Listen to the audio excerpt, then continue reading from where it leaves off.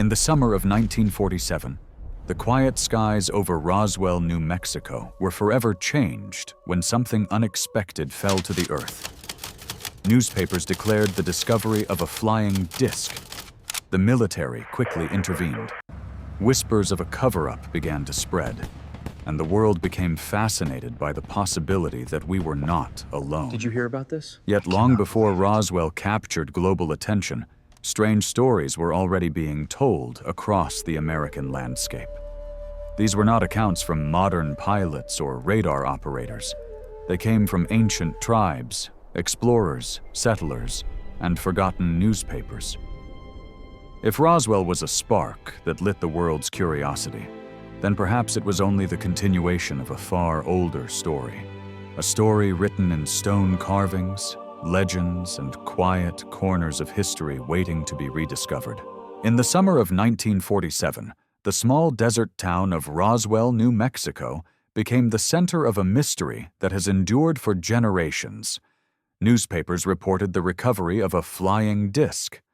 Military officials quickly retracted the claim, calling it a weather balloon, but the spark had been lit.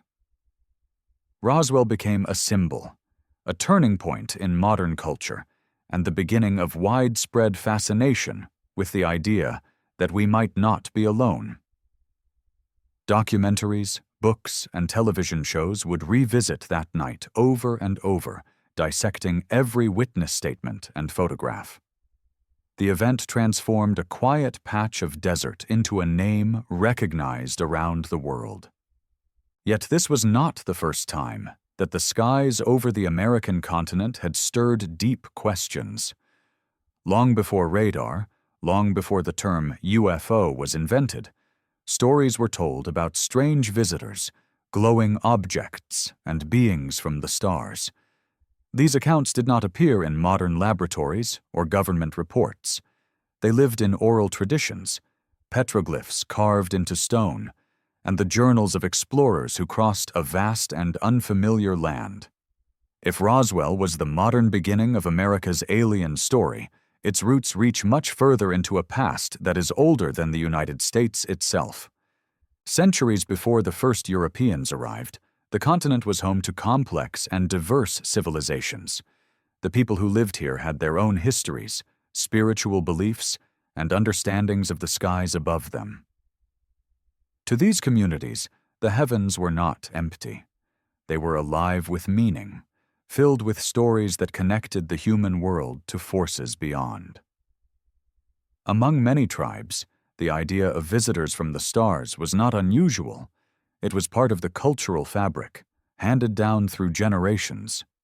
Imagine standing beneath the night sky of North America hundreds of years ago. There are no electric lights, no engines, only the vast silence of open land and the brilliant stars overhead. To the Puebloans, the Navajo, the Hopi, and many others, this sky was a canvas of stories. Bright objects moving against the steady constellations were not ignored. They were interpreted, remembered, and often revered. Many of these stories survive today, preserved by tribal elders and anthropologists who recorded them in the 19th and 20th centuries. Among the Hopi, there are tales of the Star People, beings who came from beyond to share knowledge and shape the course of human history.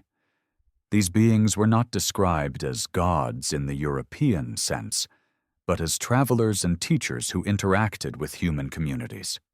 Some stories speak of them descending from the sky in bright glowing structures. Others describe them as emerging from portals or arriving during times of great change. Their role was often that of guidance, helping humanity through transitions and teaching survival skills. These narratives were not isolated. Variations of Star People stories appear in different tribes across North America, each with its own nuance, but sharing core elements. The Navajo speak of beings who came from the heavens and interacted with the first people.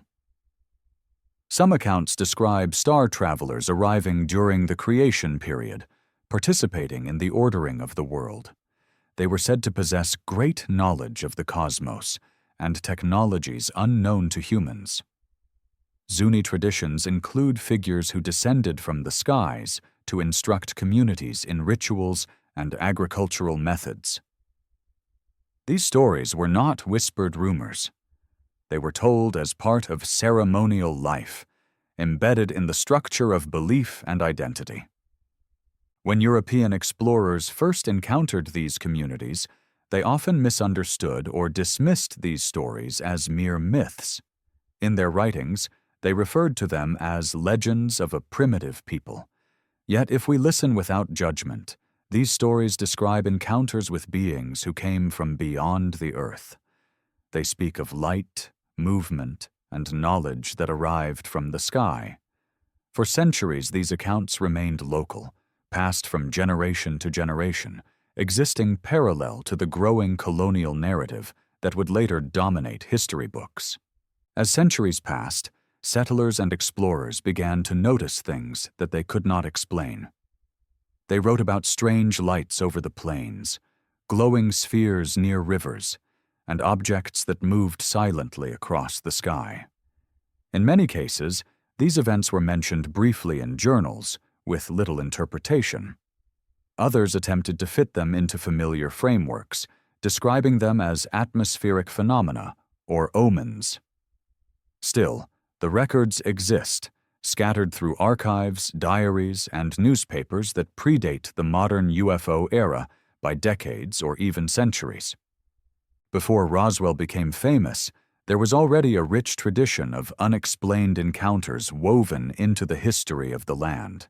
It existed in tribal memory, in stone carvings, and in the observations of early settlers. These accounts may not have had the dramatic headlines of a crashed disk in 1947, but they formed a continuous thread that connected past and present. They reveal that the fascination with visitors from the stars is not a modern invention. It is an old story, one that has been told in whispers and ceremonies for centuries. In the coming parts, we will step back even further into the deep past of the American continent. We will explore ancient sites and legends that suggest the skies over this land have long been a stage for encounters that challenge our understanding of history. By tracing these stories from ancient tribes to early explorers, we can begin to see Roswell not as the beginning, but as a chapter in a much longer saga. As settlers moved westward, they encountered vast landscapes unlike anything they had seen before. The deserts, forests, and mountains of North America seemed endless, and the night sky stretched in every direction with breathtaking clarity. Many settlers were deeply religious, interpreting unfamiliar experiences through biblical or spiritual frameworks. When they saw unusual lights or shapes in the sky, they often described them as signs, omens, or manifestations of divine will. Yet some observers, particularly explorers and military officers, recorded these events with more neutral language. They described luminous disks, fiery globes, or structured objects moving against the stars in ways that did not resemble natural phenomena. In the 17th and 18th centuries, explorers traveling through the American interior occasionally wrote about strange aerial phenomena. These accounts were not presented as entertainment or sensational news. They were tucked into expedition journals and letters home, often alongside observations of rivers, wildlife, and encounters with indigenous communities. One such example comes from a French missionary traveling through the Great Lakes region in the late 1600s, who described seeing a brilliant sphere of light hovering above the tree line for an extended period before vanishing without sound. He wrote of his uncertainty, noting that neither he nor his companions could explain what they had witnessed. Other reports came from Spanish explorers in the southwest, who saw moving lights above the desert at night. They sometimes interpreted these as spiritual signs or omens, but their detailed descriptions of speed, shape, and silence differ from natural explanations like meteors or lanterns. These were people trained to navigate by the stars, familiar with the night sky, and accustomed to identifying celestial bodies. When they recorded something as strange, it was because it did not fit their knowledge. By the 19th century, newspapers had become more widespread, and the documentation of unusual events became easier to access. Local papers occasionally printed brief notes about mysterious aerial sightings. These reports were often written in straightforward language, reflecting both curiosity and confusion. Readers would find short articles describing glowing objects over farmland or structured crafts seen by groups of witnesses. These were not isolated incidents. They formed a quiet but persistent thread in the public record, existing long before modern aviation and long before Roswell would dominate headlines. Indigenous oral traditions remained a parallel source of information, preserving older layers of these stories. Among the Lakota, Dakota, and other Plains tribes, accounts existed of sky beings who visited during moments of transformation or crisis. Some stories describe glowing circular vessels descending near gatherings, with figures emerging to interact briefly before returning to the skies. These narratives were passed down carefully, often through ceremonial storytelling. Unlike modern UFO reports, they were not treated as anomalies to be solved, but as part of a larger spiritual and historical framework. Anthropologists working in the 19th and early 20th centuries sometimes recorded these stories, though often through their own cultural filters. Many dismissed the content as myth while preserving the words in their field notes. Today, these records offer valuable insight into how communities experienced and interpreted unexplained phenomena over long periods. They reveal consistency in certain themes: visitors arriving from the sky, luminous vessels, knowledge shared with humans, and sudden departures. These motifs appear in multiple tribal traditions across different regions, suggesting that the stories were not confined to a single culture or location. Early American folklore also absorbed these themes. In rural communities, especially in frontier regions, stories of mysterious lights became part of local legends. Farmers told of bright objects hovering over fields during harvest. Travelers reported strange encounters on isolated roads. Some linked these lights to spirits or ancestors, while others wondered if they were evidence of otherworldly visitors. These stories circulated in taverns, family gatherings, and eventually newspapers, forming an undercurrent of fascination that predated the modern UFO craze by generations. When examining these early accounts together, a pattern begins to emerge. Across centuries, different peoples living in what would become the United States observed similar phenomena and told similar stories. Whether through tribal legends, explorer journals, missionary reports, or rural folklore, the idea of visitors from the sky persisted. It evolved in form and language, but remained a recurring element of the cultural landscape. This continuity suggests that Roswell was not an isolated event. It was part of a much longer narrative, one that had been unfolding quietly in the background of American history. Modern historians often focus on the technological and cultural context of the late 1940s to explain the Roswell incident. They point to the rise of aviation, Cold War tensions, and expanding media networks. These factors undoubtedly shaped how the event was perceived. Yet if we step back and look at the broader historical canvas, we find a deeper and older story waiting to be acknowledged. The fascination with mysterious visitors did not suddenly appear in the 20th century. It grew from centuries of encounters, both real and interpreted, across a continent rich with legends and unexplained events. As we close this first part of the story, the image of Roswell begins to change. Instead of standing alone as the moment that introduced America to the idea of alien visitors, it becomes a chapter in a far longer chronicle. This chronicle begins with the earliest inhabitants of the continent, continues through explorers and settlers, and stretches into the age of mass communication. The desert of New Mexico may have captured headlines in 1947, but the skies over North America had already been watched, questioned, and remembered for centuries.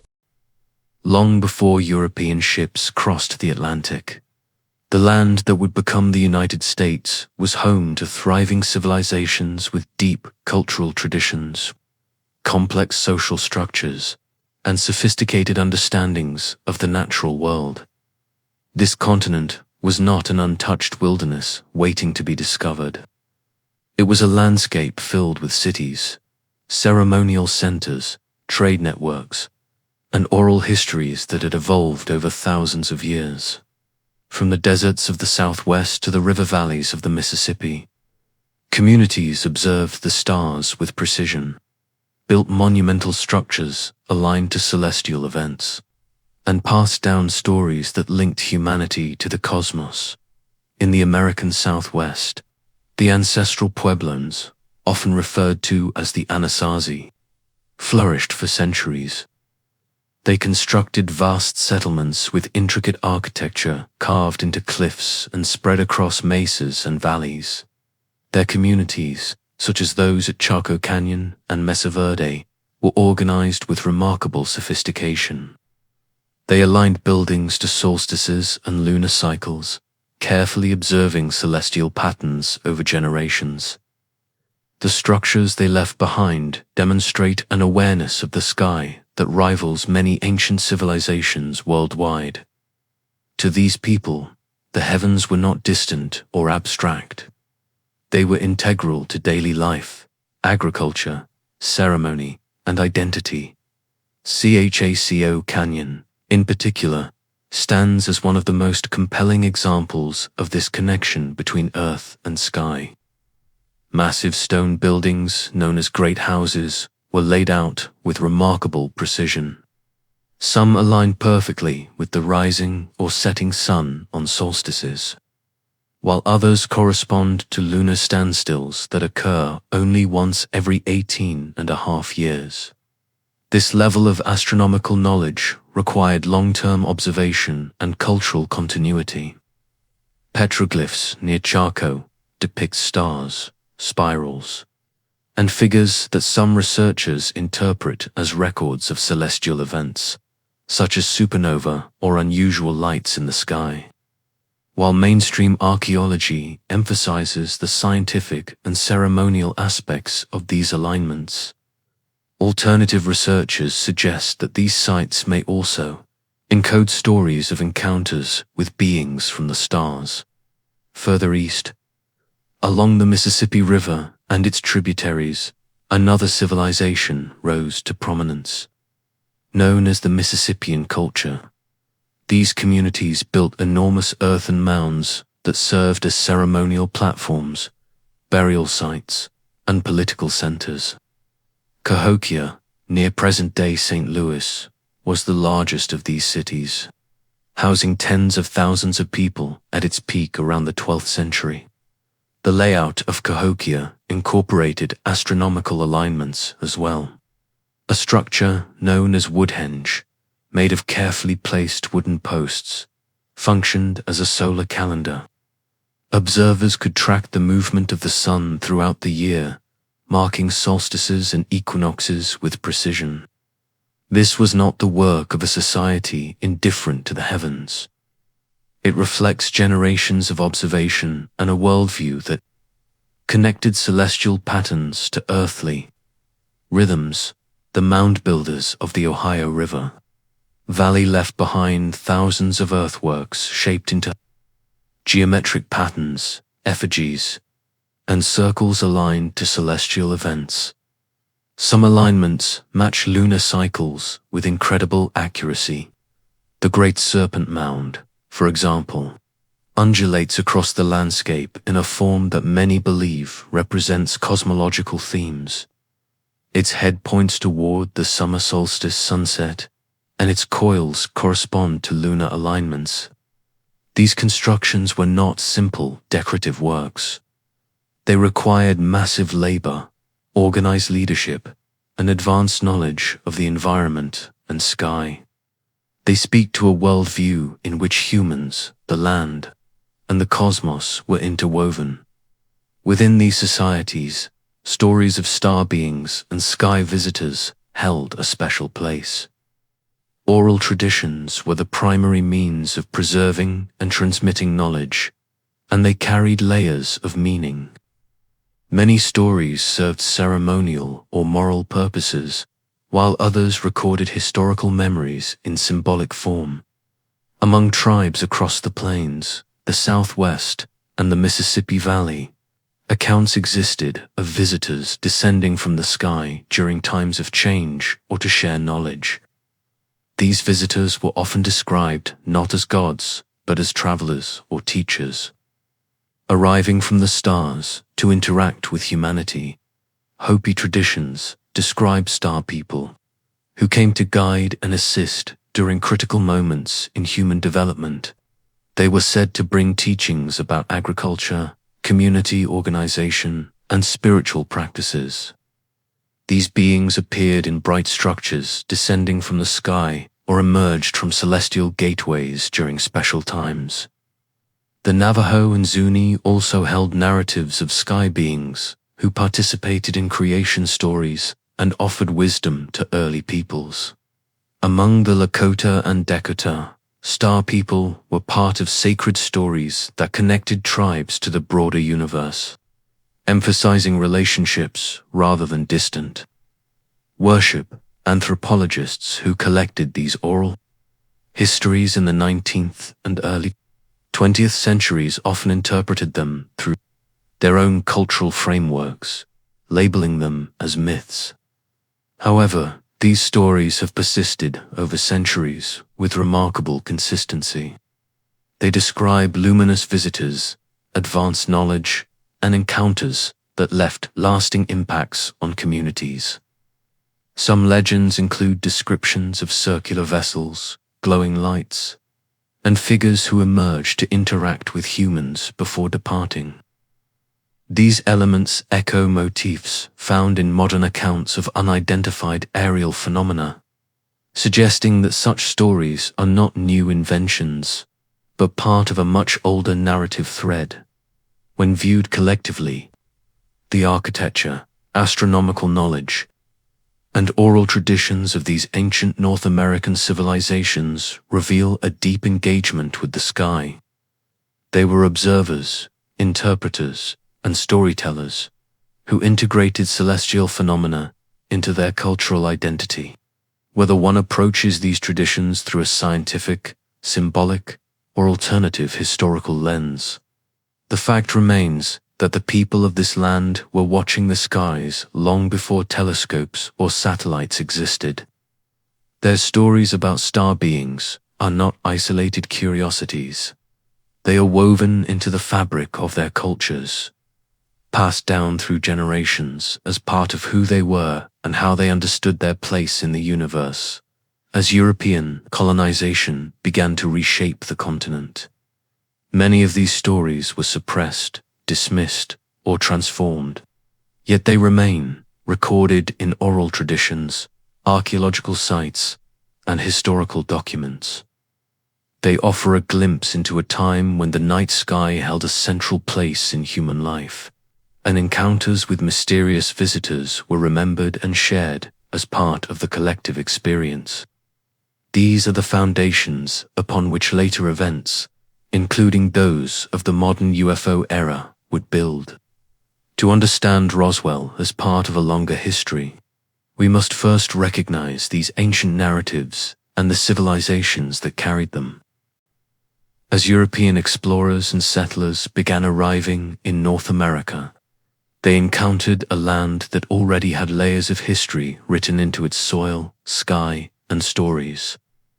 Many early colonists and missionaries documented traditions they heard from native communities, often interpreting them through their own religious or cultural lenses.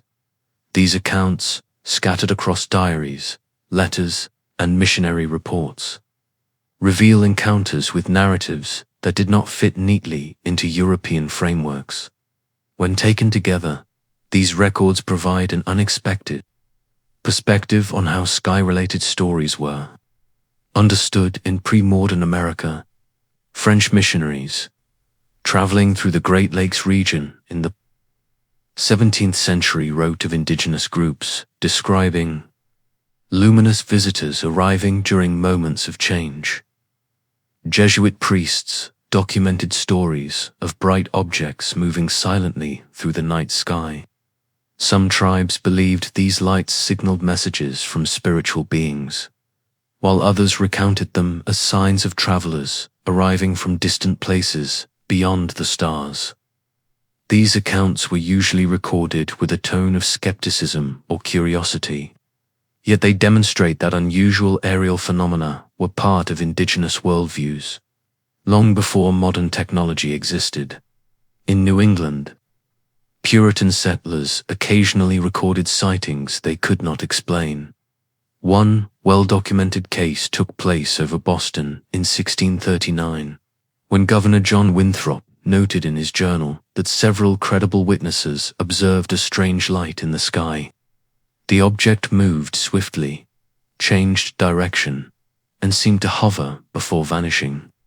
The witnesses traveled by boat on the Charles River at the time, and they reported that the mysterious light followed them for miles. Winthrop carefully recorded the incident without offering a definitive explanation. He speculated that it might have been a natural phenomenon, but left open the possibility of something unknown. This report is among the earliest documented sightings of unexplained aerial phenomena in colonial America. Similar events were noted in the mid-17th century over New Haven, Connecticut. In 1647, a group of settlers witnessed a large ship-shaped object glowing in the sky for several minutes before fading into the night. The event became known as the New Haven ghost ship, while later generations often treated it as legend. Contemporary records from ministers and community leaders describe it as a collective sighting. Some interpreted it as a divine sign, others as a mysterious occurrence that defied understanding. These early reports demonstrate that unusual aerial sightings were not confined to indigenous oral traditions. They were witnessed, discussed, and documented by European settlers as well. Further south, Spanish chroniclers in the 16th century wrote about strange occurrences during their expeditions across the American Southwest. Members of Coronado's expedition noted unexplained lights and aerial forms while traversing the desert. They attributed these to omens or signs, as their worldview did not contain the concept of extraterrestrial visitors. Nevertheless, their detailed records of luminous objects appearing in otherwise empty skies stand as some of the earliest European descriptions of aerial anomalies in the region. Meanwhile, indigenous oral traditions continued to preserve stories of star visitors during this time of cultural upheaval. Among the Sioux, stories spoke of sky beings who descended during times of great change to offer guidance or warn of coming challenges. In some accounts, these beings arrived in circular or luminous vessels and communicated through gestures or telepathy rather than speech. Among the Iroquois, legends describe sky travelers visiting communities to share knowledge of the stars and cycles of nature. These stories persisted even as missionary efforts sought to replace indigenous cosmologies with European religious narratives. In many cases, traditional stories adapted by incorporating elements of the changing world while retaining core themes about visitors from the stars. In the 18th and early 19th centuries, Newspapers in the young United States began occasionally reporting on unexplained aerial phenomena. These early newspapers were a mix of sensationalism and genuine reportage, but some articles contained surprisingly detailed descriptions. In 1801, for example, a newspaper in Massachusetts reported a large, bright object moving against the wind over several towns. Witnesses described it as round and glowing, with a steady movement unlike meteors or lanterns. Another report from Tennessee in 1814 described a group of farmers who saw a luminous sphere hovering silently over their fields before shooting upward at great speed. These reports were often presented without elaborate interpretation, as the language of science had not yet developed to describe such phenomena. As the United States expanded westward, explorers, settlers, and soldiers brought their own experiences and encountered the enduring stories of indigenous peoples. Some documented strange occurrences in their journals. Others dismissed them as superstition, but occasionally the two threads met. A notable example occurred in the mid-19th century, when several explorers traveling through the Great Plains recorded indigenous guides pointing out locations where, according to their traditions, sky beings had landed in distant times. They described these places as sacred, warning outsiders to approach with respect. These interactions reveal how oral traditions about star visitors persisted alongside the growing presence of settlers. When viewed together, these records form a timeline that stretches across centuries. First came the oral histories of civilizations, who observed the stars and wove celestial visitors into their cultural identity. Then came the colonial period, when Europeans both documented indigenous stories and witnessed unexplained aerial phenomena themselves. Finally, the early national period brought the rise of printed reports, blending folklore, observation, and growing scientific curiosity. This timeline does not rely on modern interpretations or technology. It shows that encounters with mysterious aerial phenomena and narratives of star visitors were already part of the American experience. Long before the 20th century, these earlier stories do not prove extraterrestrial visitation. They do, however, demonstrate a deep historical continuity. People across different cultures, separated by time and worldview, observed the skies and recorded unusual events in ways that resonated with their beliefs. Indigenous communities saw these events through spiritual and cultural frameworks, while European settlers viewed them through religious or emerging scientific lenses. Yet both groups witnessed and preserved accounts of aerial anomalies that remain intriguing today. As the 19th century progressed, and the Industrial Revolution transformed society, these stories began to intersect with new technologies and ideas about flight, space, and the unknown.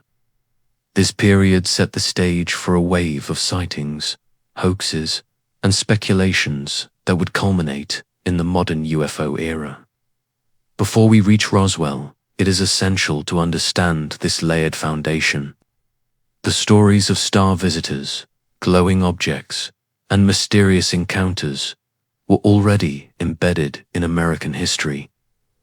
Roswell did not create these narratives. It amplified them for a modern world ready to listen. Throughout the vast expanse of the North American landscape, there are places where the line between archaeology, legend, and mystery seems to blur. These are sites where stone, earth, and artifact hold stories that are not always easily explained. Some reveal astonishing knowledge of astronomy and engineering.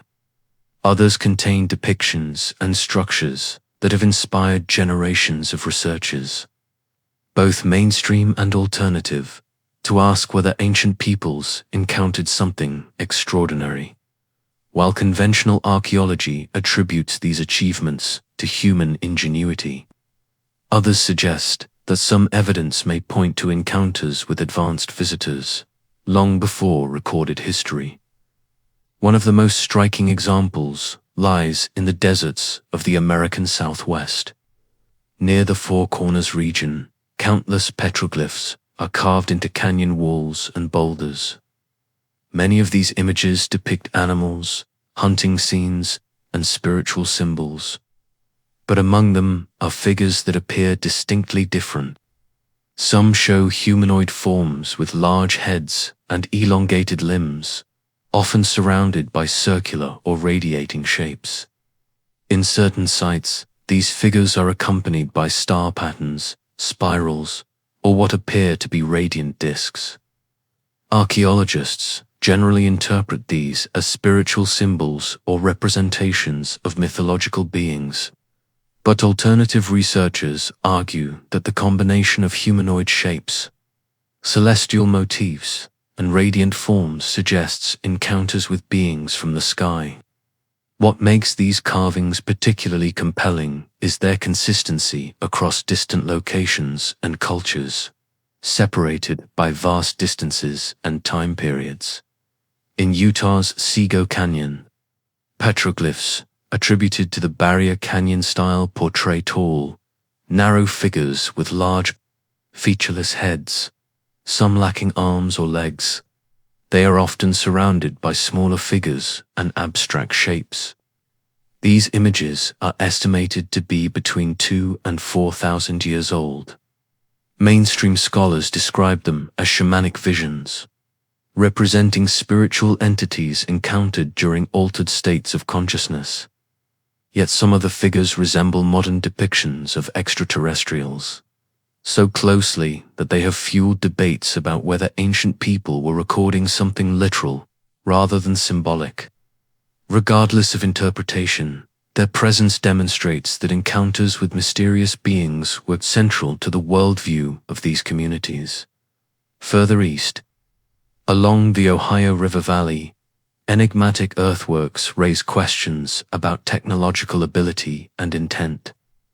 The precision with which some geometric mounds were constructed has astonished researchers for generations. Circles and squares spanning hundreds of feet align with astronomical events and cardinal directions with remarkable accuracy. The Newark earthworks in Ohio are among the most sophisticated examples. Built by the Hopewell culture between 100 BCE and 500 CE. These earthworks include an enormous octagonal structure connected to a circular enclosure. When surveyed carefully, the octagon aligns with lunar standstills, events that occur only every 18.5 years. This alignment requires long-term observation and precise knowledge of lunar cycles. Some researchers believe these earthworks functioned as vast ceremonial calendars. Others argue that their precision suggests external influence, perhaps from advanced visitors who shared knowledge with ancient peoples. While mainstream archaeology credits the Hopewell with extraordinary observational skill, alternative historians see these alignments as part of a larger pattern of sky-related contact. Another layer of mystery emerges with anomalous artifacts sometimes found in unexpected contexts. In various parts of North America, reports have surfaced of objects that seem out of place for their archaeological strata. In the 19th and early 20th centuries, newspapers occasionally published sensational stories of metallic objects or inscribed stones, found deep within ancient mounds or geological layers. Some of these stories have been dismissed as hoaxes or misinterpretations, while others remain unresolved due to lost artifacts and incomplete records. One famous example is the Bat Creek Stone, discovered in a burial mound in Tennessee in the late 19th century. The stone bears inscriptions that some claimed resembled ancient Hebrew, suggesting contact with Old World cultures long before Columbus. Others have argued that the symbols might not be Hebrew at all, but represent an unknown script or even stylized imagery connected to sky visitors. Although the Smithsonian and other institutions classify it as a misidentified artifact, debates around its meaning persist. Similarly, reports from early settlers and amateur archaeologists sometimes described finding small metallic spheres or unusual alloys within mound sites. Most of these claims lack rigorous documentation, making them difficult to evaluate. However, their persistence in historical records contributes to a sense of mystery surrounding ancient American sites. In the late 19th century, during an era of intense mound excavation, many artifacts were removed without proper recording. Private collectors and museums acquired vast numbers of objects, some of which have since disappeared. This loss of context makes it nearly impossible to separate fact from fiction. Yet these reports fuel ongoing speculation that some materials might not fit neatly within conventional historical timelines. One of the most controversial examples is the Draper stone-like discs reported from various parts of the American West. Although the original Draper stones were associated with a disputed story from China, a few accounts from the early 20th century describe circular stone discs with central holes and carved grooves found in remote desert regions. These reports lack verifiable evidence today, but they became popular in mid-century alternative literature. Writers speculated that if such discs existed, they might have been recording devices or ceremonial objects left by visitors.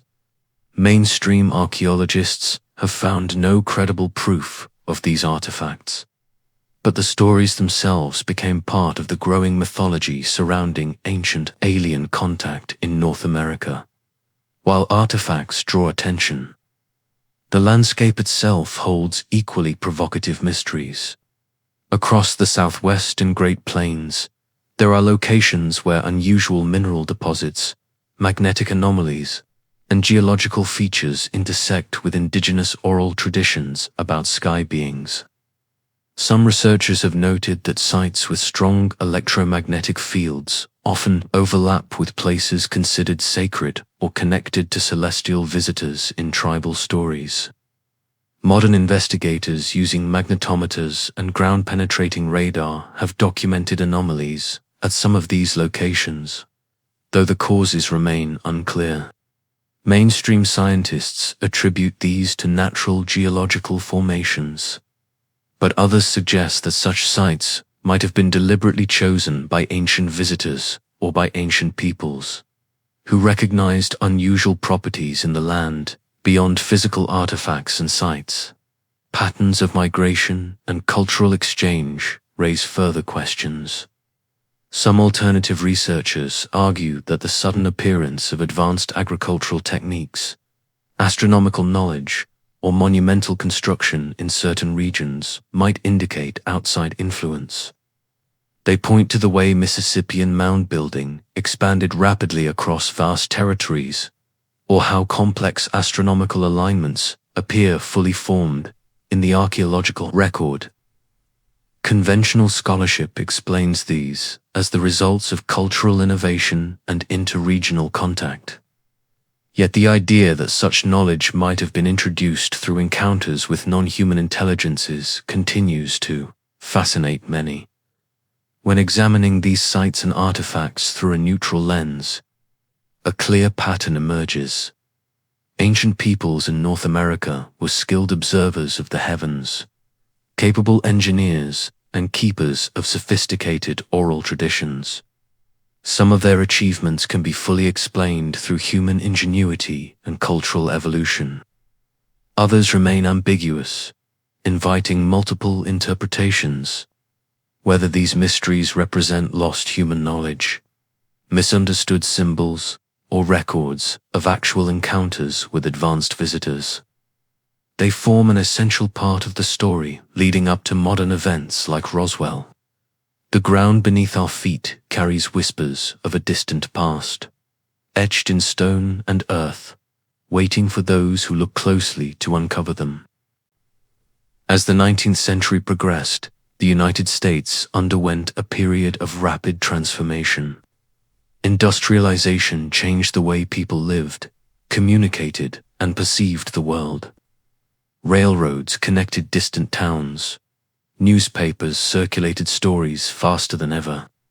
And the night sky was no longer the exclusive domain of farmers, sailors, and astronomers. Gas lamps, then electric lights, began to compete with the stars.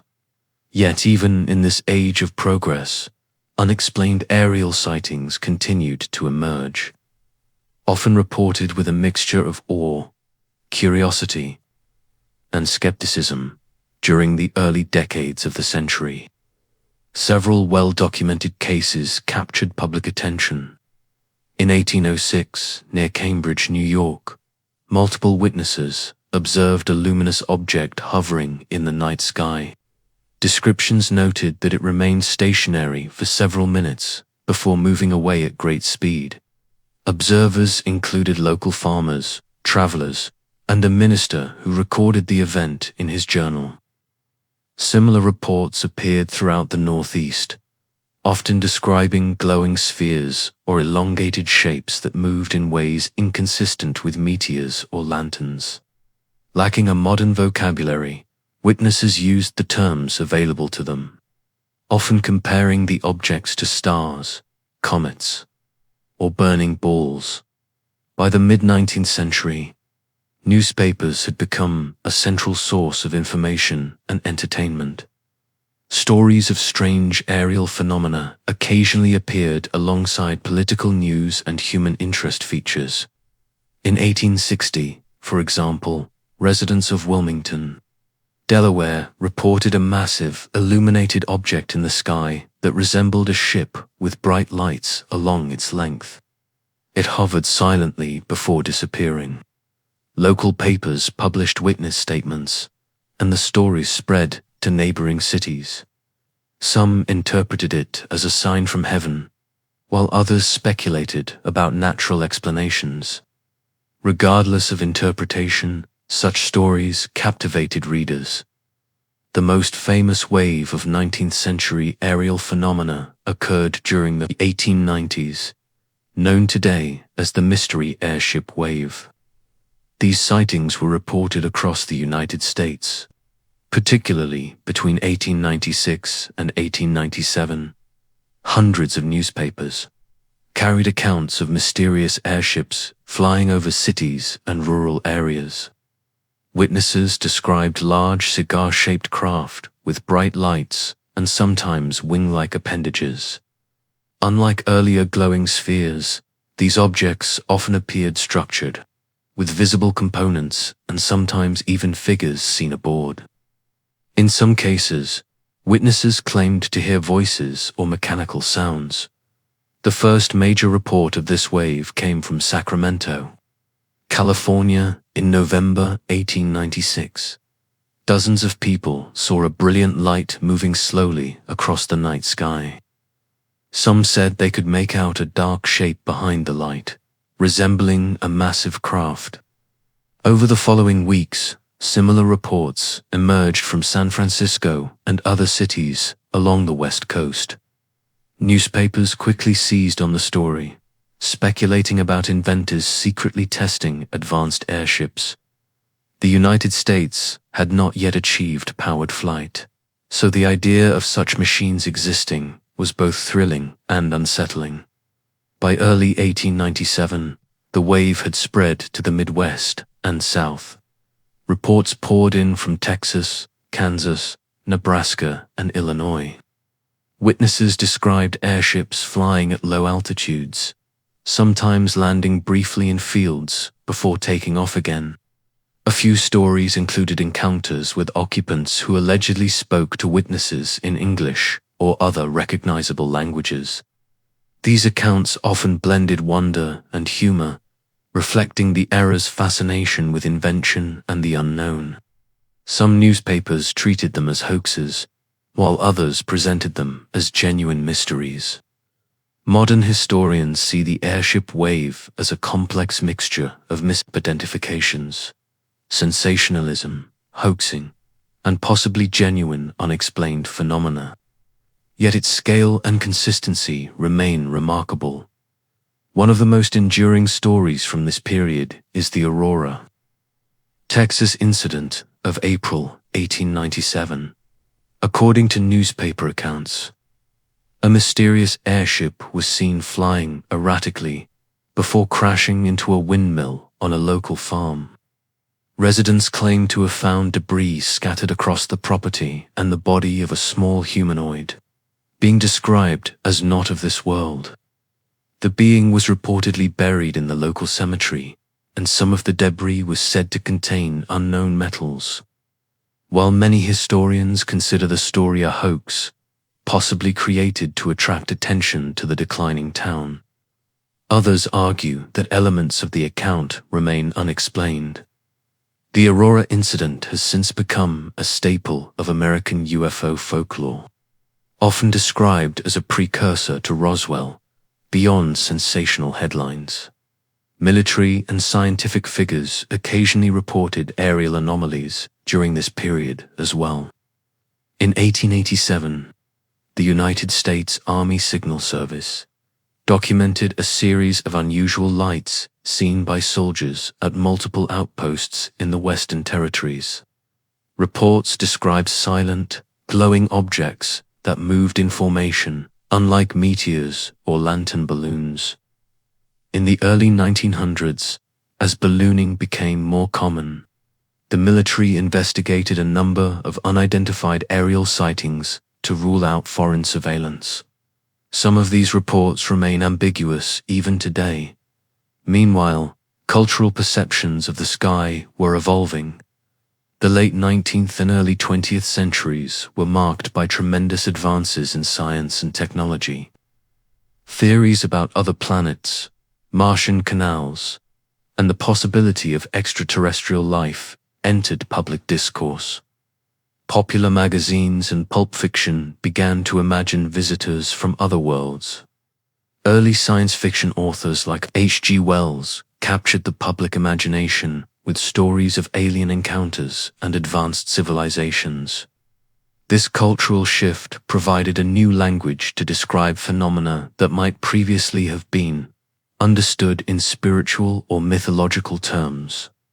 Instead of gods or spirits, people began to consider the possibility of travelers from other planets at the same time. Native American oral traditions about star people persisted quietly in communities across the continent, while mainstream culture focused on new technologies and cosmic speculation. Indigenous narratives maintained their ancient frameworks.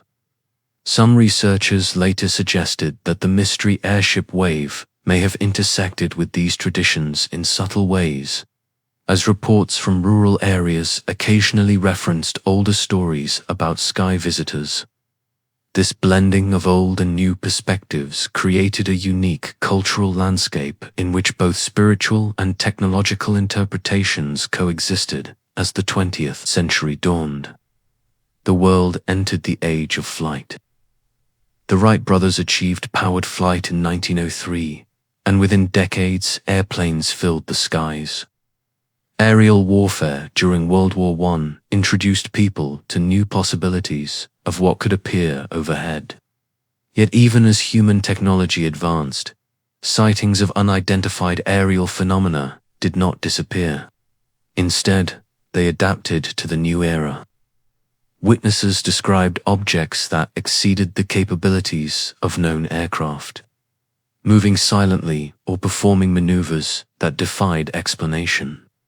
Scientists, military officials, and civilians alike recorded these incidents, often with a sense of wonder and unease. By the 1930s and 1940s, a series of aerial sightings and mysterious crashes across the United States set the stage for Roswell. Airship tales had evolved into reports of disc-shaped objects, strange lights, and unidentified craft appearing during wartime exercises. As radar technology improved, some of these objects were detected on instruments as well as seen by observers. The United States, entering World War II, began taking these reports more seriously, fearing foreign technologies or reconnaissance efforts. At the same time, a small but growing number of individuals began to connect these modern sightings with older traditions and 19th century events. The idea that America had been experiencing aerial encounters long before Roswell began to circulate among researchers. This historical arc shows how perceptions of the unknown changed over time. In earlier centuries, unexplained lights were often seen as omens or spiritual manifestations. By the late 19th century, they were increasingly interpreted through technological and extraterrestrial frameworks. Newspapers played a central role in shaping public awareness, turning isolated sightings into national conversations. Folklore, journalism, science, and speculation intertwined, creating a fertile cultural ground for the explosion of interest that would follow the events of 1947. As the world was drawn into the chaos of the Second World War, the skies became more crowded and more carefully observed than at any other point in human history. Radar stations scanned for enemy bombers, fighter pilots patrolled day and night, and military intelligence closely monitored anything unusual that might pose a threat. Amid this intense scrutiny, something unexpected began to appear. Pilots from both Allied and Axis forces reported encounters with strange, luminous objects that seemed to follow their aircraft. These sightings were unlike anything in their training manuals, and they quickly gained a nickname that would enter military. Folklore, Foo Fighters. Reports of Foo Fighters began surfacing in 1944, primarily from Allied aircrews flying over Europe. Pilots described glowing spheres or fiery balls of light that appeared suddenly beside their planes, often matching their speed and executing sharp maneuvers with ease. These objects did not behave like enemy aircraft or known projectiles. Some appeared metallic in daylight, while others glowed intensely at night. They showed no obvious means of propulsion and produced no sound. Attempts to outmaneuver them were usually futile, as the objects would accelerate rapidly or vanish without a trace. Radar operators occasionally picked up unexplained returns corresponding to these sightings, though in many cases the objects left no radar signature at all. The military initially suspected advanced German technology. Rumors circulated that the Luftwaffe had developed new types of aerial weapons. Intelligence officers investigated these claims, but captured German scientists and documents after the war revealed no evidence of such devices. Meanwhile, Axis pilots reported seeing similar objects themselves, describing glowing spheres tailing their planes during night missions. The phenomenon was not confined to one side of the conflict. It seemed to follow aircraft indiscriminately, appearing over Europe, the Pacific, and even North Africa. The United States Army Air Forces took these reports seriously. In some instances, aircrews were debriefed immediately after landing, and intelligence officers documented the details. Pilots described objects performing maneuvers far beyond the capabilities of aircraft at the time. The lack of hostility was puzzling. Foo Fighters did not attack or interfere with missions, but their behavior unsettled experienced aviators. Explanations ranged from natural atmospheric phenomena like ball lightning to hallucinations caused by fatigue. But many pilots insisted that what they saw was structured, intelligent, and real. Their testimonies were consistent across different theaters of war and types of aircraft. In December 1944, The Associated Press published an article reporting that American pilots had encountered mysterious balls of fire over Germany. The story quickly spread to newspapers in the United States, introducing the term Foo Fighters to the public. Military authorities did not issue definitive explanations, leaving room for speculation. The idea that unknown craft were operating in wartime skies intrigued the public and worried intelligence officials.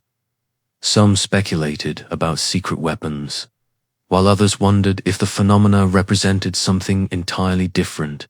As the war ended and the Cold War began, attention turned to new geopolitical concerns. The Soviet Union emerged as a rival superpower, and the United States shifted resources toward intelligence gathering and technological advancement. The skies became a potential battleground for reconnaissance and strategic superiority. In this tense atmosphere, unexplained aerial sightings took on new significance.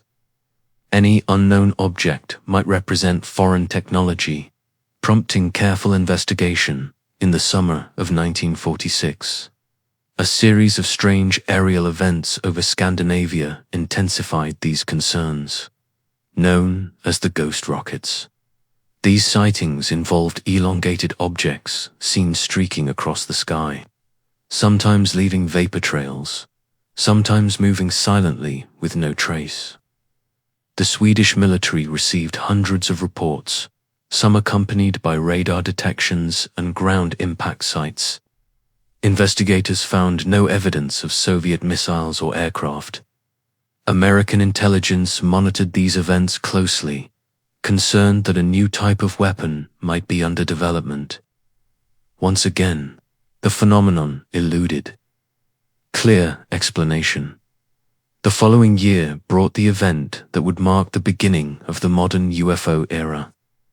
On June 24, 1947, a private pilot named Kenneth Arnold was flying his small aircraft near Mount Rainier in Washington state. The weather was clear, visibility excellent. Arnold was searching for a downed military transport plane when he saw a bright flash to his left. Looking closer, he observed 9 shiny objects flying in formation. He described them as crescent-shaped, moving at incredible speed in a chain-like pattern. Estimating their distance and timing their movement, he concluded they were traveling faster than any known aircraft, perhaps over 1,200 miles per hour. Arnold's description captured the public imagination. He said the objects skipped across the sky like a saucer would if he skipped it across water. A reporter covering the story misunderstood this analogy, describing the objects themselves as saucer-shaped. The term flying saucer was born, quickly entering headlines across the nation. Within days, reports of similar sightings poured in from across the United States. People described discs, crescents, spheres, and other shapes moving at high speed.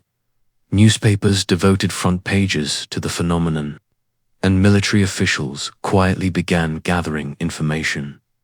The United States Army Air Forces launched an informal inquiry into Arnold's sighting. Investigators found him credible, describing him as a reliable pilot and businessman with no history of sensationalism. They were unable to identify the objects he saw. Weather balloons, conventional aircraft, and atmospheric phenomena were all considered but did not match the details. Meanwhile, public interest exploded. For many Americans, this was the first time they had seriously considered the possibility of advanced craft operating in their skies. In the weeks following Arnold's sighting, more than 800 reports were submitted to authorities. The press referred to it as the flying saucer craze. Some sightings were easily explained as balloons, birds, or misidentified aircraft, but many remained unresolved. The sudden surge of reports reflected both genuine curiosity and the power of media to shape perception. People were looking up more often, and when they saw something unusual, they had a new framework to describe it. This period marked a turning point. The combination of wartime Foo Fighter encounters, ghost rocket reports, and the Kenneth Arnold sighting created a narrative that resonated deeply with the American public. For centuries, unexplained aerial phenomena had been interpreted through spiritual, mythological, or technological lenses, depending on the era. Now, in the dawn of the Cold War, they were framed as possible advanced craft, either foreign or extraterrestrial. The stage was set for an event that would cement these ideas in the public consciousness.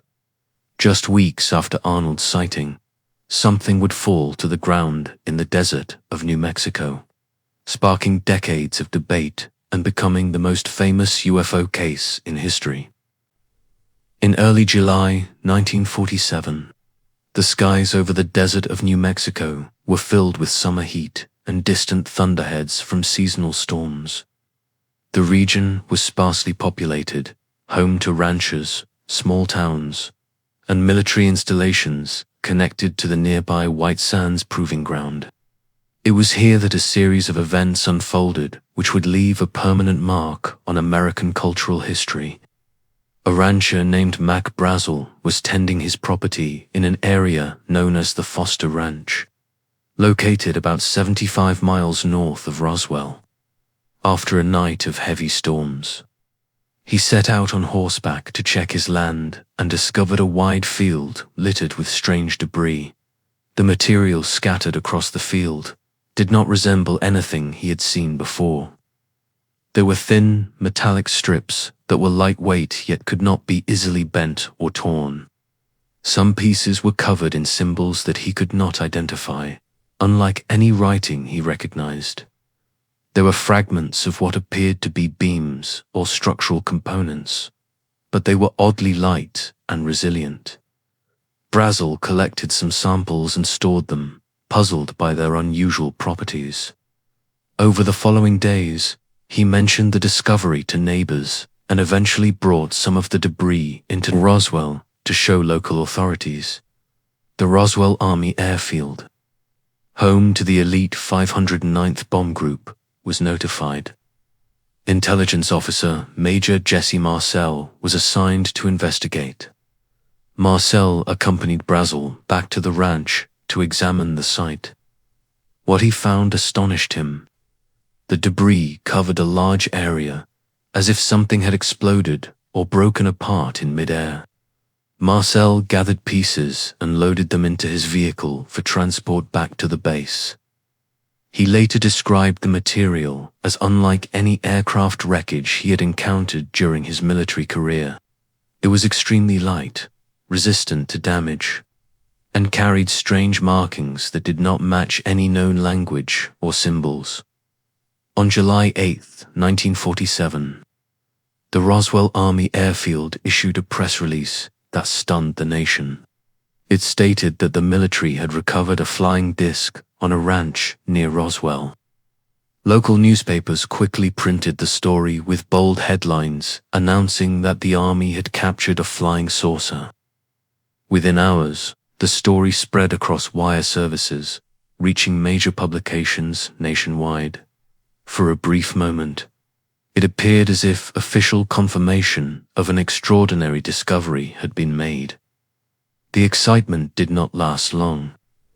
Later that same day, higher military authorities at Fort Worth Army Airfield arranged a press conference to clarify the situation.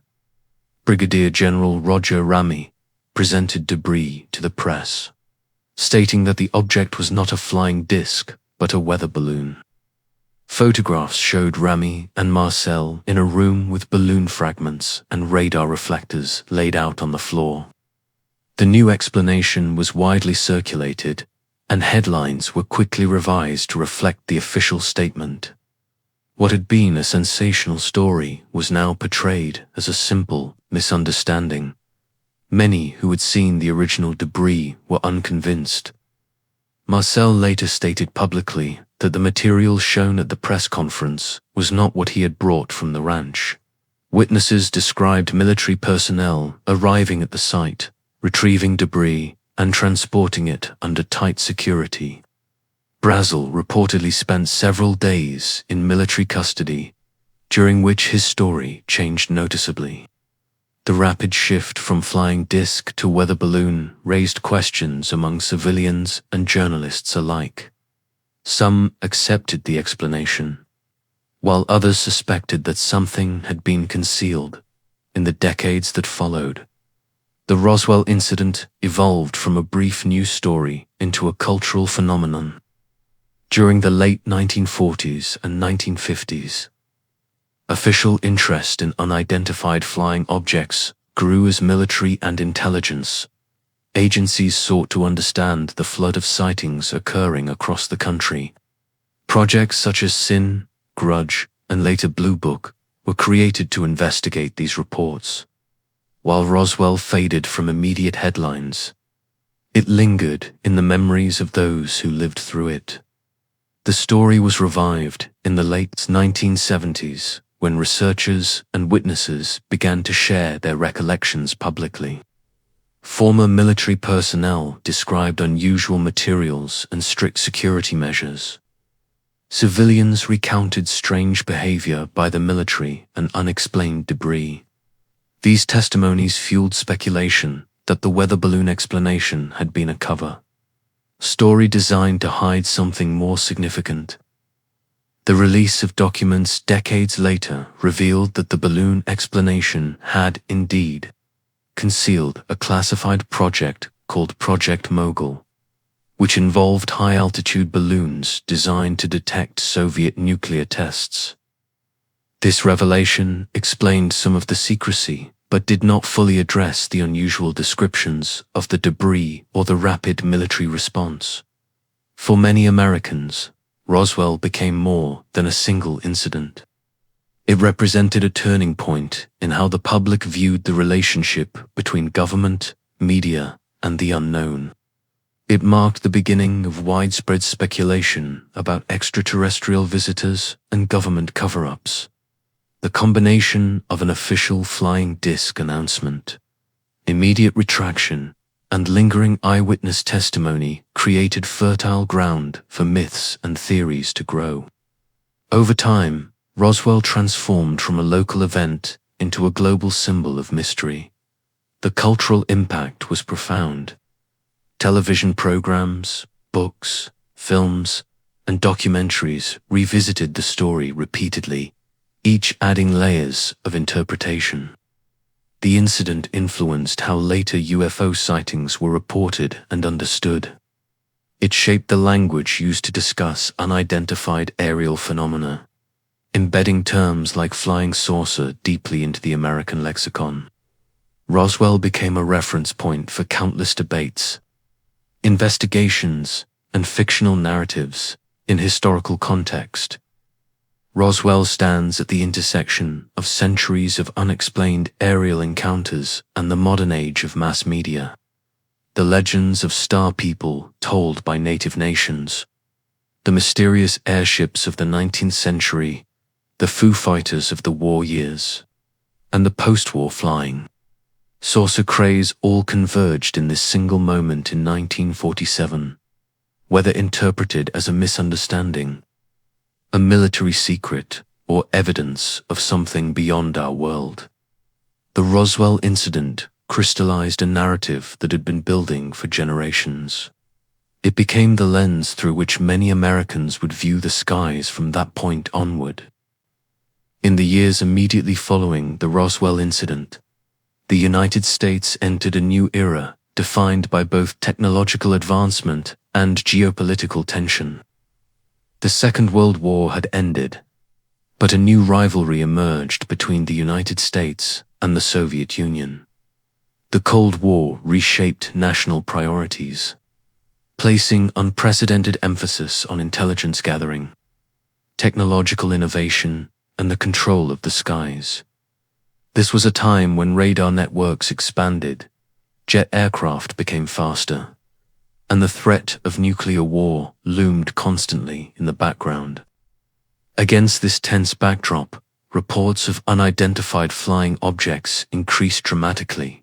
Between 1947 and 1950, the United States Air Force received hundreds of reports from civilians, pilots, and military personnel describing strange objects in the sky. Some were easily explained as weather balloons, astronomical phenomena, or misidentified aircraft. Others were more puzzling, involving structured craft performing maneuvers beyond known capabilities. The surge in reports prompted military authorities to consider whether these objects might represent a foreign technological threat, perhaps Soviet reconnaissance devices or experimental aircraft. Understanding the nature of these sightings became a matter of national security. In late 1947, the Air Force initiated its first official investigation into the phenomenon, known as Project Sign. Based at Wright-Patterson Air Force Base in Ohio, Project Sign gathered reports, analyzed evidence, and interviewed witnesses. Its mission was to determine whether unidentified flying objects posed a threat to national security, and whether they might represent advanced technology from another nation. Investigators within SIN took the phenomenon seriously. Some believed the evidence pointed to something extraordinary. By the summer of 1948, a classified document known as the Estimate of the Situation was reportedly drafted. It suggested that some sightings could not be explained by conventional means and might indicate an interplanetary origin. This conclusion was not accepted by the higher leadership of the Air Force. The document was rejected and allegedly destroyed, though references to its existence persisted among those involved. The rejection signaled a shift in tone. While Project Sign had initially approached the subject with open curiosity, its successor would adopt a more skeptical stance. In early 1949, Project Sign was replaced by Project Grudge. The new program emphasized conventional explanations and downplayed the possibility of anything extraordinary. Reports were catalogued and explained where possible, often attributing sightings to misperception, hoaxes, or natural phenomena. The tone became dismissive, reflecting a broader desire within the military to control public narratives during a period of Cold War secrecy. Despite this change, sightings continued. Pilots, radar operators, and civilians kept reporting unusual objects. Some cases involved multiple witnesses and corroborating radar data, making them difficult to dismiss entirely. Tension grew between those inside the military who believed the phenomenon warranted serious study and those who considered it a distraction from more pressing national security concerns. In 1952, this tension reached a peak during one of the most famous waves of sightings in American history. That summer, a series of radar and visual sightings over Washington, D.C. captured national attention. Air traffic controllers at Washington National Airport detected unknown objects on radar. Pilots and ground observers reported seeing glowing lights, maneuvering in restricted airspace near the Capitol and the White House. Fighter jets were scrambled to intercept, but the objects moved away at high speed, only to return after the jets left. The incidents occurred over multiple nights, leading to widespread media coverage and public concern. Newspaper headlines questioned whether the nation's capital was being visited by something unknown. The Air Force faced growing pressure to respond. In the aftermath of the Washington sightings, the Air Force established Project Blue Book in 1952 as the new official investigation program. Its goals were to determine whether unidentified flying objects posed a threat to national security and to scientifically analyze the data. Over the following 17 years, Blue Book collected and investigated more than 12,000 reports. The majority were attributed to conventional explanations, but a significant minority remained unidentified after thorough analysis. These unexplained cases often involved credible witnesses such as military pilots, radar operators, and scientists. Public interest remained strong throughout the 1950s and 1960s. Popular magazines published stories about flying saucers. Television shows dramatized encounters, and science fiction began to merge with reports of real phenomena. The idea that extraterrestrial visitors might be observing Earth took root in American popular culture. At the same time, the government's handling of the subject fueled suspicion. Many believed that the military knew more than it was admitting. The combination of secrecy, dismissive official explanations, and unexplained cases created a fertile environment for theories of cover-ups to flourish. The Cold War context amplified these dynamics. The possibility that some unidentified objects might be advanced Soviet technology could not be entirely dismissed, and intelligence agencies remained alert to that potential threat. Yet many within the Air Force and scientific community were unconvinced that the sightings represented extraterrestrial craft. They saw the phenomenon as a mix of misidentifications, atmospheric effects, psychological factors, and rare but real technological anomalies.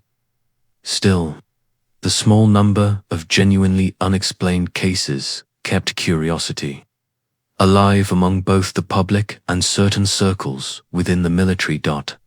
By the late 1950s, Project Blue Book had become the central clearinghouse for UFO reports in the United States. It employed analysts, scientists, and military officers to catalog sightings, interview witnesses, and evaluate evidence. While many cases were resolved quickly, others lingered in the files with no satisfactory explanation. Blue Book's approach was methodical but constrained by limited resources and the broader political context of the Cold War. Officially, the Air Force maintained that UFOs did not pose a threat and that no evidence supported the idea of extraterrestrial visitation. Unofficially, debates continued behind closed doors. The early years of these investigations set the stage for decades of debate. They reflected the tension between curiosity and control, between genuine investigation and the desire to manage public perception during a time of geopolitical rivalry. Roswell had sparked the fire, but it was the Cold War environment that allowed that fire to spread into every corner of American culture. As the Air Force conducted its official investigations through Project Blue Book, the public developed its own parallel conversation about unidentified flying objects. Newspapers across the United States regularly published reports of sightings. Local papers often treated these stories with excitement and curiosity, while national publications occasionally adopted a skeptical or humorous tone. Radio programs hosted debates between believers, skeptics, and military representatives. For many Americans, unidentified flying objects became a recurring part of everyday media consumption, somewhere between a news item and a source of wonder. The 1950s were a decade defined by rapid technological change. Jet aircraft, nuclear power, and television transformed daily life. The concept of space exploration moved from science fiction into practical planning as the United States and the Soviet Union competed for dominance beyond the atmosphere. This environment made the idea of advanced craft visiting Earth more imaginable to ordinary citizens. At the same time, Cold War fears gave these discussions a sharper edge. If unknown objects were not from another world, perhaps they represented a foreign power with capabilities beyond American understanding. Either possibility captured public attention, Hollywood played a crucial role in shaping how Americans imagined visitors from the sky. In 1951, the film The Day the Earth Stood Still portrayed an advanced alien civilization, arriving on Earth with a message about peace and the dangers of human aggression. The film was serious in tone and reflected post-war anxieties about nuclear weapons. In contrast, other films depicted alien invaders as hostile forces, mirroring Cold War fears of infiltration and conquest. Movies like The War of the Worlds and Earth vs. The Flying Saucers presented alien craft descending upon cities, triggering military responses and widespread panic. These images became embedded in popular culture, giving form to what had previously been only lights in the sky. Television programs followed suit, dramatizing encounters and speculating about life beyond Earth. Science fiction anthologies brought tales of alien visitors into American living rooms every week. Comic books featured stories of space travelers and mysterious beings. These cultural products did more than entertain. They provided a shared language and set of images through which people could interpret their own experiences. When someone saw a strange object in the sky, they now had a vivid cultural framework for understanding it. The flying saucer became not just a news story, but a symbol that represented both hope and fear. The scientific community was divided on the issue. Some astronomers and physicists argued that interstellar travel was unlikely given the distances involved. Others remained cautiously open-minded, noting that the universe contained countless stars and potentially habitable planets. A few scientists participated in official investigations, analyzing data and offering technical explanations for many sightings. Balloon launches, temperature inversions, astronomical objects like Venus, and misidentified aircraft explained the majority of cases. Yet the persistent minority of unexplained reports kept the subject alive in scientific discussions, even if most researchers preferred to focus on other matters.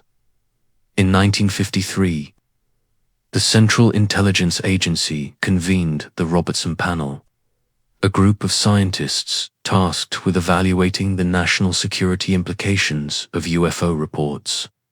The panel concluded that the phenomenon did not represent a direct threat but recommended reducing public interest through education and media engagement. They suggested that the government encourage television, radio, and popular media to present sightings in a skeptical light. This recommendation reflected concern that mass excitement over UFOs could be exploited by foreign powers or cause unnecessary panic during critical moments of national defense. The result was a complex relationship between the public, the media, and the government, while official investigations continued in the background. The dominant message presented to the public emphasized skepticism and control. At the same time, cultural products continued to fuel fascination. The tension between these forces created a dynamic in which belief and doubt coexisted side by side. People could read skeptical articles in newspapers and then go to a theater to watch alien craft devastate cities on the big screen.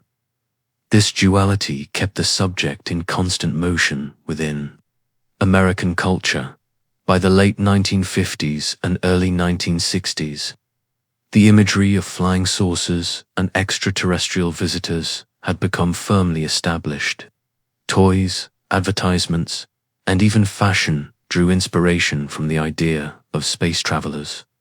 The early space race added another layer, as the launch of Sputnik in 1957 demonstrated that objects could indeed orbit Earth. Suddenly, the idea of something unfamiliar in the sky no longer belonged solely to science fiction. It was part of everyday geopolitical reality.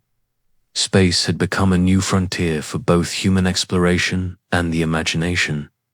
The public response was not uniform.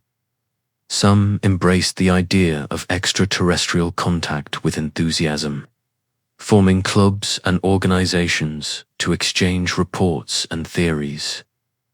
Others approached the subject with skepticism or saw it as a distraction from serious scientific work. Many occupied a middle ground, intrigued by the possibility but unsure what to believe. The diversity of responses mirrored the diversity of the reports themselves. Some sightings were easily explained, while others defied clear answers. Through this period, one constant remained. The Roswell incident lingered in the background, largely forgotten by mainstream media but remembered by enthusiasts and witnesses. It existed like a faint ember waiting to be reignited. While new sightings and investigations captured the headlines, Roswell was quietly becoming a legend that would resurface with greater force in the decades to come. By the early 1960s, the subject of unidentified flying objects had firmly taken root in American society, while government investigations continued quietly through Project Blue Book. A growing number of civilians decided to take matters into their own hands. They believed that official explanations were incomplete or intentionally misleading. Across the country, amateur investigators, scientists, pilots, and ordinary citizens began forming organizations dedicated to collecting and analyzing UFO reports. This movement transformed the phenomenon from a matter of official inquiry into a broad social conversation that spanned living rooms, libraries, lecture halls, and community centers. One of the earliest and most influential groups was the National Investigations Committee on Aerial Phenomena, or NICAP, founded in 1956 by former Marine Corps Major Donald Kehoe. NICAP grew rapidly during the early 1960s. Kehoe had already gained attention through books and articles that criticized the government's handling of UFO information. He argued that the Air Force was withholding evidence and that some sightings represented structured craft not of earthly origin. NICAP attracted military veterans, pilots, scientists, and concerned citizens who shared a desire for transparency. The organization established procedures for collecting eyewitness accounts, analyzing radar data, and publishing detailed reports. NICAP's approach was systematic and public. It emphasized credibility, encouraging witnesses to provide clear information and discouraging sensational claims. The group published newsletters and reports that reached thousands of subscribers. It lobbied Congress for formal hearings on the UFO issue and cultivated relationships with journalists. Through these efforts, NICAP became a respected voice in the national conversation, challenging official narratives while maintaining a professional tone. For many Americans, NICAP represented a serious civilian alternative to government investigations. At the same time, smaller local groups emerged across the country. Some focused on scientific analysis, attempting to develop instruments for detecting anomalous aerial phenomena. Others concentrated on collecting witness testimonies within their communities. These groups operated independently but often shared information through newsletters and conferences. The growing network of civilian investigators mirrored the diversity of the reports themselves. Some sightings involved lights in the night sky, while others described structured craft seen at close range. The civilian movement gave ordinary people a sense of participation in a mystery that had previously been the domain of the military and intelligence agencies. The 1960s were a period of profound cultural change in the United States. The civil rights movement, the space race, the Vietnam War, and shifting social norms created an atmosphere of questioning authority and exploring new ideas. This environment provided fertile ground for alternative explanations of the UFO phenomenon to flourish. As trust in government institutions wavered, many Americans became more willing to consider that official explanations might not tell the whole story. UFO groups framed their efforts as a form of citizen science and transparency, aligning with broader cultural currents that valued independent inquiry. Within this context, a few cases captured national attention and further fueled the movement. One of the most influential occurred in 1961 when Betty and Barney Hill, a married couple from New Hampshire, reported a close encounter while driving at night. They described observing a structured craft that followed their car along a rural road. Later, under hypnosis, they recounted a narrative of being taken aboard the craft and interacting with non-human beings. Their story was carefully investigated by civilian groups and became one of the first widely publicized accounts of what would later be called alien abduction. While controversial, the Hill case introduced new dimensions to the phenomenon, shifting the focus from distant lights to personal experiences. The Hill case resonated with the public for several reasons. The couple were considered credible witnesses, and their story emerged during a time of intense interest in space exploration. In 1961, President John F. Kennedy had announced the goal of landing a man on the moon, capturing the nation's imagination. Against this backdrop, the idea that beings from elsewhere might already be visiting Earth did not seem entirely implausible. The Hill's testimony included descriptions of humanoid figures that differed from earlier portrayals of invaders in science fiction. These beings were described as small, with large eyes and smooth skin, an image that would become iconic in later decades. As more cases emerged, civilian investigators began to draw connections between modern encounters and ancient legends. Some researchers noticed similarities between the beings described in contemporary abduction stories and the star people mentioned in Native American traditions. Others compared reports of glowing craft to historical accounts of mysterious lights in the sky recorded in newspapers and explorers' journals. These connections were often speculative, but they reflected a growing effort to place the UFO phenomenon within a broader historical framework. Civilian groups organized conferences where researchers presented these ideas to curious audiences, blending folklore, history, and eyewitness testimony. The government maintained a cautious distance from these developments. Project Blue Book continued to operate, but its resources were limited, and its tone remained skeptical.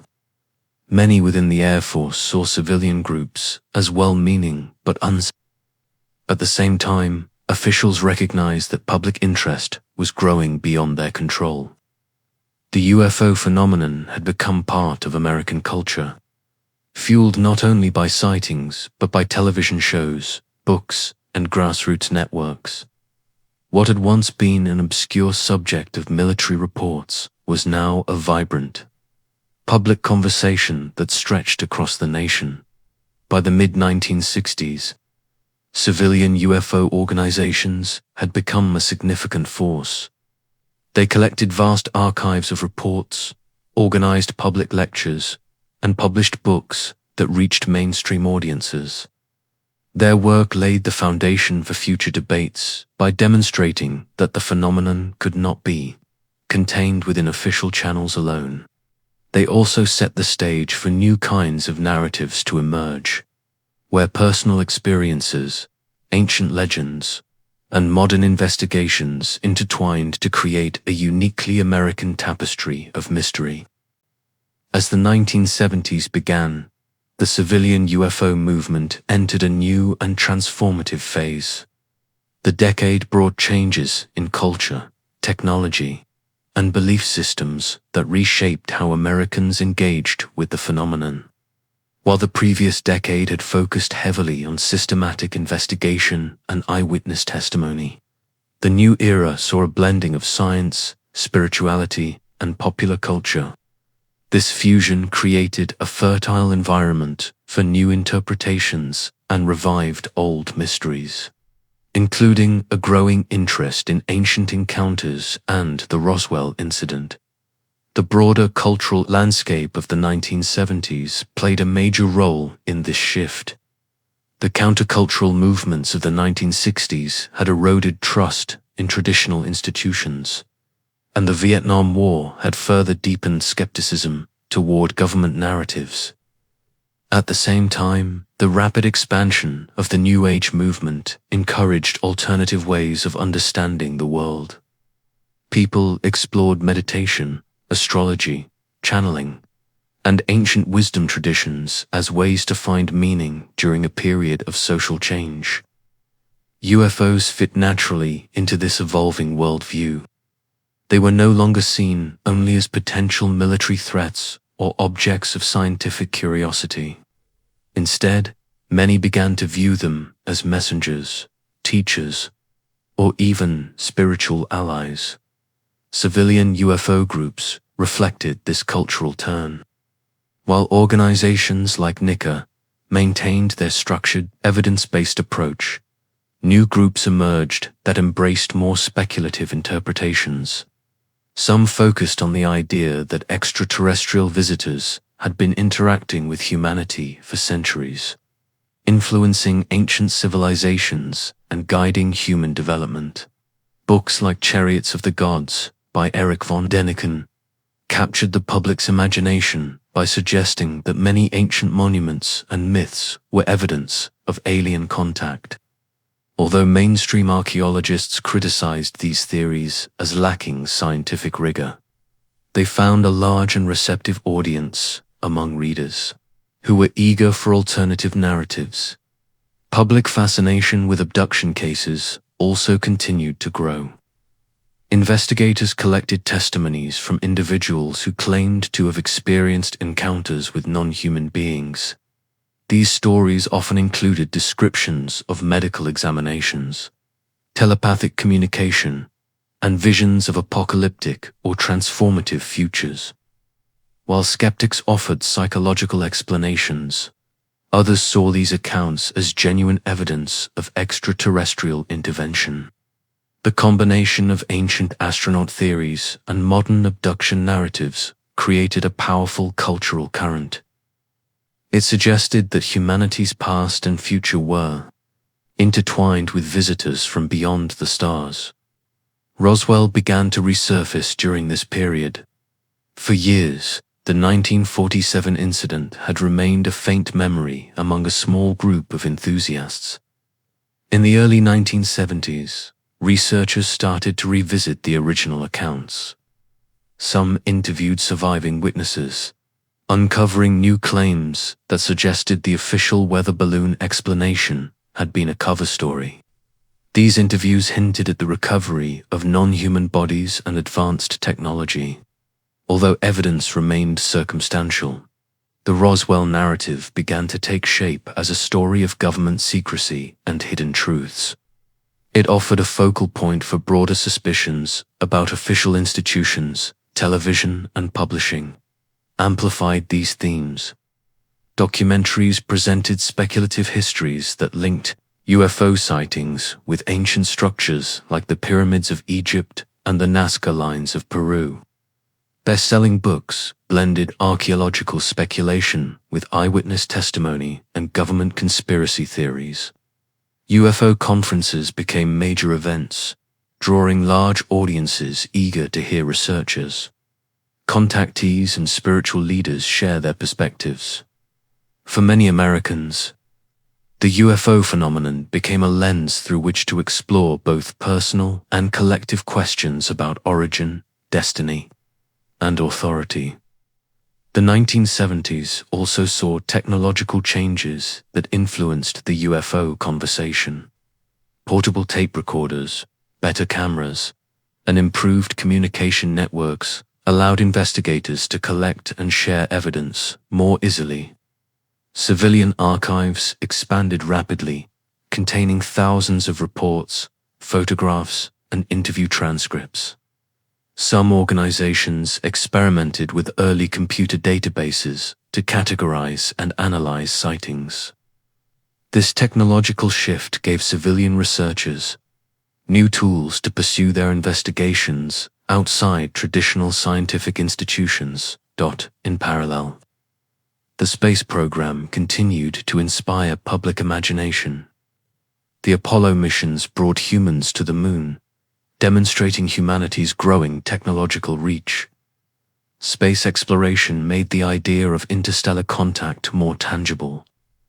At the same time, the discovery of exoplanets remained decades away, leaving room for speculation about intelligent life elsewhere. Popular television shows such as Star Trek and films like Close Encounters of the Third Kind presented extraterrestrials not as invaders but as explorers and potential allies. This optimistic vision aligned with the New Age belief that humanity was on the verge of a spiritual transformation. Within this cultural mix, a new generation of UFO researchers emerged. Some were influenced by scientific curiosity, others by spiritual beliefs, and many by a combination of both. They questioned not only the official explanations, but also the boundaries between history, myth, and technology. Ancient alien theories suggested that visitors from other worlds had shaped early American civilizations long before Europeans arrived. Researchers examined indigenous legends describing sky people, glowing discs, and beings descending from the heavens. These stories were interpreted as potential evidence that extraterrestrial encounters had been occurring on American soil for centuries. The idea of ancient visitations resonated strongly with audiences seeking a sense of continuity between past and present. If beings had visited long ago, perhaps their return was imminent. This narrative framed the UFO phenomenon not as a random series of modern sightings, but as part of a long arc of human history. Roswell, in this context, became a modern chapter in a much older story. It was not just an isolated incident, but evidence that something deeper had been unfolding across generations by the end of the 1970s. The UFO phenomenon occupied a unique position in American culture. It straddled science and spirituality, skepticism and belief, history and myth. It appeared in academic debates, pop culture, spiritual movements, and political discussions. Roswell had transformed from a local event into a national legend, awaiting the moment when it would fully capture the public's attention in the decades to come. By the early 1980s, the Roswell incident had faded from mainstream memory but remained alive in the minds of a dedicated few. Over 3 decades had passed since the mysterious debris was discovered in the New Mexico desert. For most Americans, Roswell was either a footnote in history or entirely unknown. That began to change as a new wave of researchers, authors, and television producers rediscovered the story and brought it to a national audience. This resurgence transformed Roswell from a local curiosity into a defining narrative of modern UFO history. The revival began quietly with the efforts of independent researchers who were determined to uncover forgotten testimonies. Some of these investigators traveled to New Mexico to interview elderly witnesses who had been present during the original events. They found ranchers, military personnel, and local residents who remembered unusual activities in the summer of 1947. Many claimed that their families had been instructed to remain silent at the time. Others described trucks transporting strange materials under military guard. A few spoke of seeing bodies that were not human. These interviews painted a picture far more complex than the official weather balloon explanation. In 1980, the publication of the Roswell incident by Charles Berlitz and William Moore marked a turning point. The book presented detailed interviews, timelines, and arguments that the crash had involved a craft of extraterrestrial origin, and that the government had orchestrated a cover-up. It reached a wide audience and sparked renewed interest in the event. While skeptics questioned the reliability of the testimonies and the interpretation of evidence, the book succeeded in bringing Roswell back into public discourse. It gave the story structure and narrative momentum, transforming scattered memories into a cohesive account. The 1980s were a period of growing public interest in government secrecy. Events like the Watergate scandal and the release of previously classified information about Cold War operations had eroded trust in official narratives. Against this backdrop, the idea that the government might have hidden evidence of extraterrestrial contact resonated with many Americans. Roswell became a symbol of withheld truths and unanswered questions. The incident offered both a mystery to be solved and a vehicle for expressing broader anxieties about transparency and power. Television soon amplified the Roswell story. Documentary programs presented eyewitness testimonies alongside dramatic reenactments of the crash and recovery. These productions combined historical investigation with cinematic storytelling, reaching millions of viewers. For audiences who had never heard of Roswell before, the visuals and narratives made a lasting impression. The story spread beyond UFO enthusiasts to the general public, becoming a topic of conversation in living rooms across the country. The idea that the United States government might possess physical evidence of extraterrestrial life moved from the fringes toward the center of cultural discussion. Meanwhile, the broader UFO phenomenon continued to evolve. Reports of sightings and encounters persisted throughout the 1980s, with some incidents gaining national attention. Civilian investigators expanded their archives, and new organizations emerged to analyze data.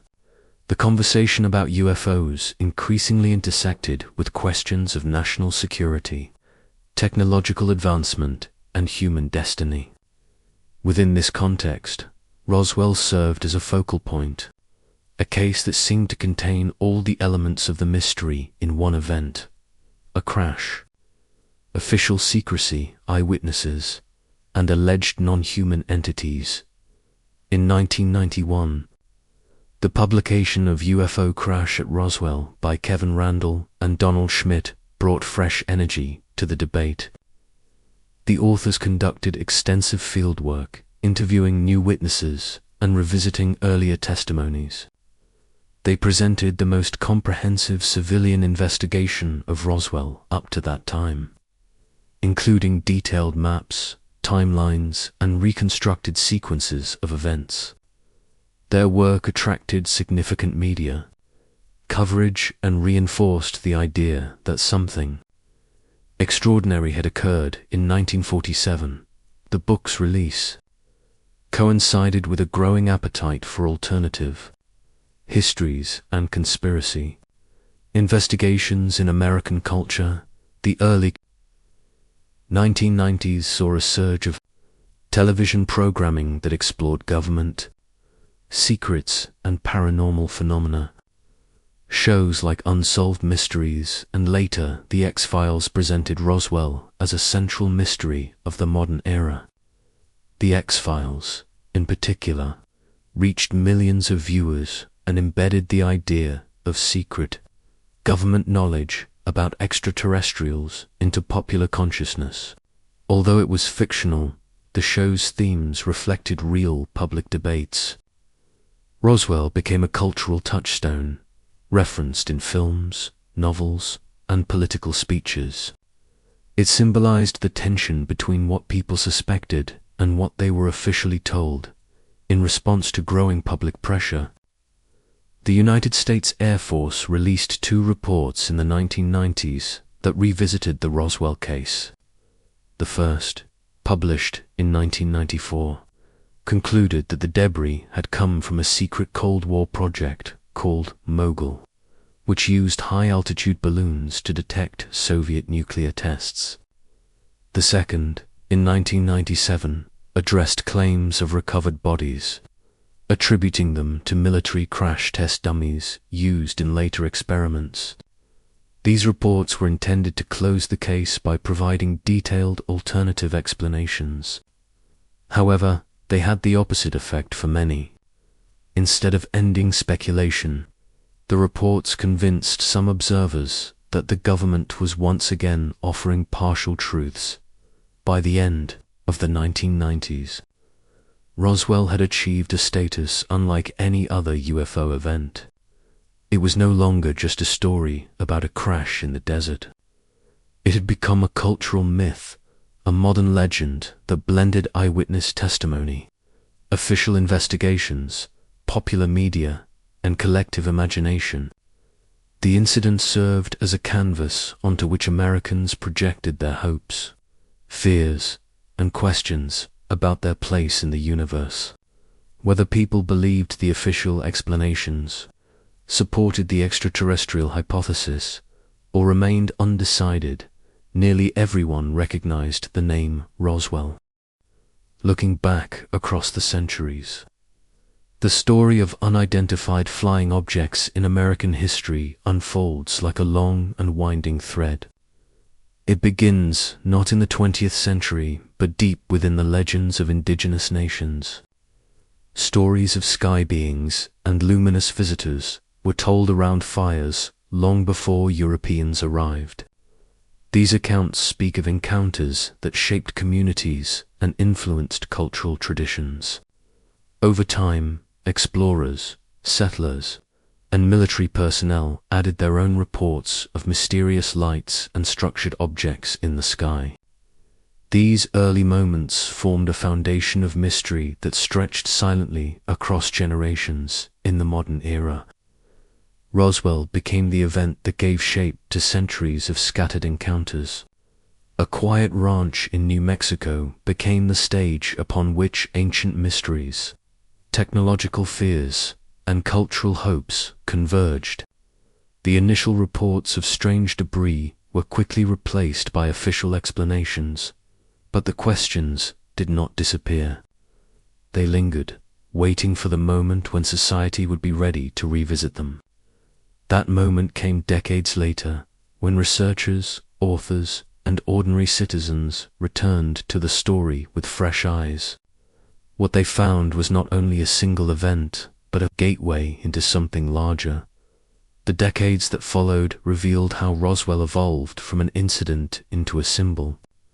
In the years after 1947, official investigations and media reports shaped early perceptions of UFOs as potential security concerns. The public responded with a mixture of curiosity and skepticism, while films and television created enduring images of flying saucers and alien visitors. Civilian organizations emerged, collecting testimonies and challenging government narratives. Their efforts connected ancient legends with modern experiences, framing the phenomenon as part of a much longer story. The cultural shifts of the 1970s expanded the meaning of UFOs even further. Spiritual movements and ancient astronaut theories invited people to see the phenomenon not only as a technological mystery, but as a reflection of human history and destiny. Roswell resurfaced during this period as a story that combines secrecy, science, and myth. It offered a focal point for questions about authority and the unknown. By the 1980s and 1990s, books, television programs, and government reports brought Roswell to millions. It became a household word, representing both the promise of discovery and the unease of hidden knowledge. What makes Roswell unique is not simply the details of the event. but the way it mirrors the American experience with mystery itself. The story grew in parallel with changes in technology, politics, and culture. It adapted to new generations, offering each one a canvas upon which to project its questions. For some, Roswell represents evidence that humanity is not alone. For others, it symbolizes distrust of institutions and the desire for transparency. For many, it remains an unresolved puzzle that sits at the intersection of history, belief, and imagination. The legend endures because it taps into something timeless. Human beings have always looked to the sky with wonder. The stars have been sources of navigation, inspiration, and storytelling.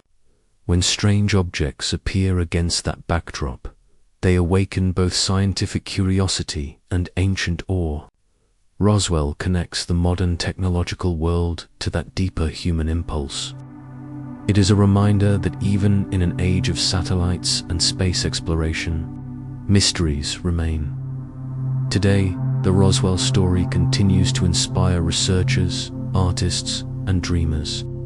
Museums preserve artifacts, documentaries revisit testimonies, and new generations ask the same questions that have echoed for centuries. Was something extraordinary recovered in the desert in 1947? Or did collective imagination transform a mundane event into a legend? The answer may never be fully known. Yet the enduring power of the story lies not in definitive proof, but in the way it brings people together to wonder, debate, and imagine. As the night deepens and the stars emerge, the Roswell narrative becomes part of a larger human story. It is a story of curiosity, mystery, and the desire to understand what lies beyond. From the ancient legends of sky people to the televised investigations of the modern era, the thread remains unbroken. Perhaps one day the truth will be revealed in full. Until then, the skies above continue to hold their secrets, inviting each generation to look upward and ask the same enduring question: what is out there? As our journey comes to an end tonight, we leave the deserts of New Mexico and return to the quiet darkness of the present. The stars above remain unchanged, just as they were when ancient storytellers spoke of sky beings and when a rancher stumbled upon strange debris in 1947. The questions that began long before Roswell continued to echo through time, waiting for each new generation to listen and decide what they believe. Stories like these remind us that history is not only written in books and archives, it is also carried in whispers, legends, and mysteries that refuse to fade. Whether these encounters were real, imagined, or something in between, they have shaped the way we look at the night sky and ourselves. Roswell is more than an event. It is a mirror reflecting our endless search for truth in a universe full of unanswered questions. If you found this journey through forbidden history compelling, take a moment to support Forbidden Lore. Subscribe to the channel. Leave a comment with your thoughts and share this story with others who love exploring the unknown. Your support allows us to keep uncovering the hidden corners of the past and bringing these stories to life. Until our next journey, keep your eyes on the sky and your mind open. This is Forbidden Lore, where the past holds secrets waiting to be discovered. Good night.